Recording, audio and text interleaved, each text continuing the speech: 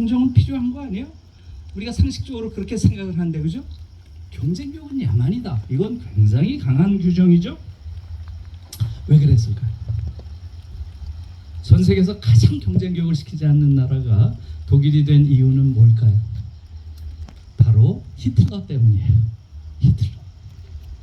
히틀러의 독일이 만들어진 가장 중요한 사상적 뿌리에는 경쟁주의가 있다는 거예요. 히틀러는 세상을 어떻게 봤나요? 히틀러는 이 세상을 무한히 경쟁이 벌어지는 거대한 정글로 봤어요. 인간 세계라면 다 경쟁이 벌어지는 거대한 정글이에요. 그리고 이 정글 안에서는 다윈의 법칙이 적용된다, 이렇게 봤어요. 여러분, 다윈의 법칙 아시죠? 네. 생명체의 세계에서 벌어지는, 특히 동물들 사회에서 벌어지는 건 뭐예요? 적자생존, 약육강식, 자연도태, 이러한 원리들이죠. 강자가 살고 약자가 죽는 거예요. 이건 자연의 이치다, 이렇게 보는 거죠. 이것이 인간 사회에도 그대로 적용된다, 이렇게 말한 게 허버트 스펜서라고 하는 영국의 사회학자죠.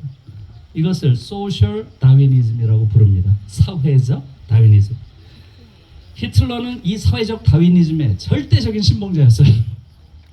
그래서 여기서 이제 히틀러 파시즘의 사상이 나오게 되는 거죠. 그래서 히틀러는 어떻게 봤어요, 세상을? 이 세계는 강자가 약자를 지배하는 게 바로 자연의 이치고 너무나 당연한 것이고, 또 우월한 자가 열등한 자를 지배하는 것은 자연의 순리고, 또 그렇기 때문에 우월한 게르만족이 저 열등한 유태족을 지배하고 조금 학대했기로서니 뭐 잘못돼서? 이렇게 주장을 한 거예요.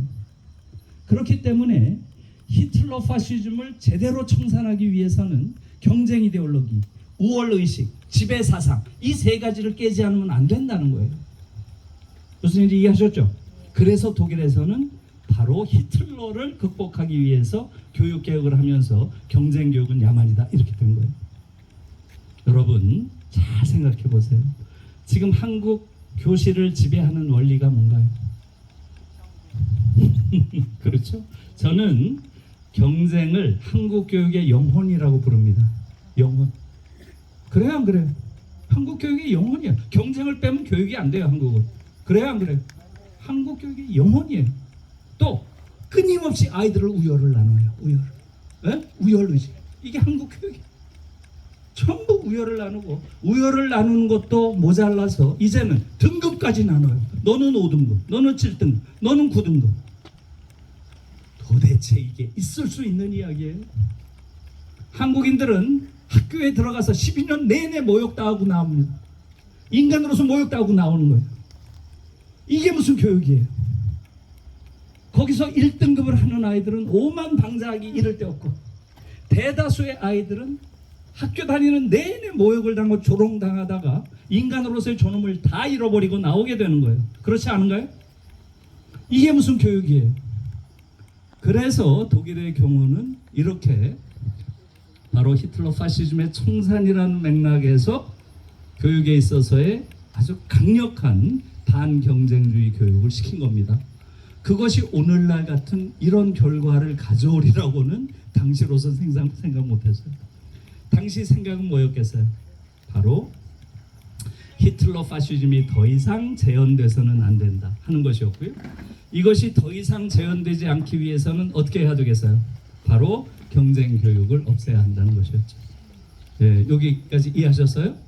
자, 그러면 한국 교육은 어떤가요? 한국 교육은 독일 교육과 다르죠? 다른 정도인가요? 한국 교육은 독일 교육과 다른 정도인가요? 여러분, 한국 교육은 전 세계에서 가장 경쟁이 심한 교육입니다. 그거 아세요? 경쟁이 심하다는 건 알죠? 전 세계에서 가장 심하다는 건 모르죠? 예, 여러분, 프랑스에서 르몽드지라고 하는 프랑스의 가장 권위 있는 신문이죠. 여기서 몇 해 전에 한국 교육을 집중 취재했어요. 결론이 뭔지 아세요? 한국의 학생들은 세계에서 가장 불행한 아이들이다. 왜냐하면 한국의 교육은 가장 경쟁적이고 가장 고통을 주는 교육이기 때문이다. 이렇게 했어요. 여러분, 이 말에 대해서 반론을 펼 수 있는 분이 있나요? 그렇지 않다 이렇게 말할 수 있어요? 정말 놀라운 것은 그 후에 했던 한국개발원의 조사입니다. 한국개발원 조사를 보면 충격적이에요. 여러분들이 한번 보세요. 이겁니다. 이게 2017년에 한 거니까 비교적 최근이죠. 한국, 중국, 미국, 일본 이 네 나라의 대학생들에게 물었습니다. 여러분들에게 고등학교 시절은 무엇이었습니까? 이렇게 물었어요. 첫째, 함께하는 광장이었다. 둘째, 거래하는 시장이었다. 셋째, 사활을 건 전쟁터였다. 이렇게 물었어요.